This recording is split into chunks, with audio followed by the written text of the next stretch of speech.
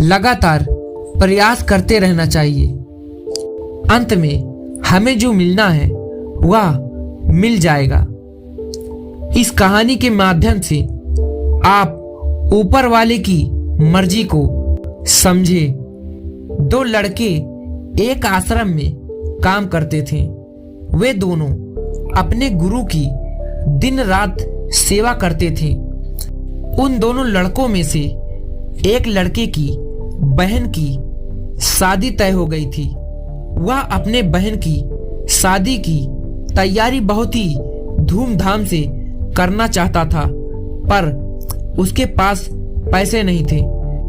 उनकी स्थिति उनके गुरु बहुत अच्छे से जानते थे, पर वो भी उनकी मदद नहीं की। सिवाय जब दोनों लड़के गांव जाने के लिए तैयार हुए तो गुरु ने उस लड़के को 5 अनार दिए जिसकी बहन की शादी थी।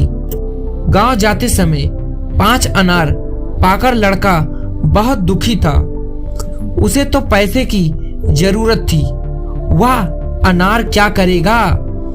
उसे अपने गुरु पर बहुत ही गुस्सा आ रहा था। जब दोनों लड़के गांव की तरफ जा रहे थे तो रास्ते में राजा के सैनिक इस बात की घोषणा कर रहे थे कि क्या किसी के पास अनार है, राजा को इसकी बहुत जरूरत है। हमने बहुत प्रयास किया पर हमें इस क्षेत्र में कहीं भी अनार नहीं मिला।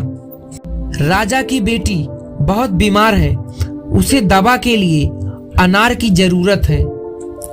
दोनों लड़कों ने सोचा हमें अनार की कोई जरूरत नहीं है, ये अनार हम राजा को दे देंगे और उनकी बेटी का अच्छा इलाज हो जाएगा।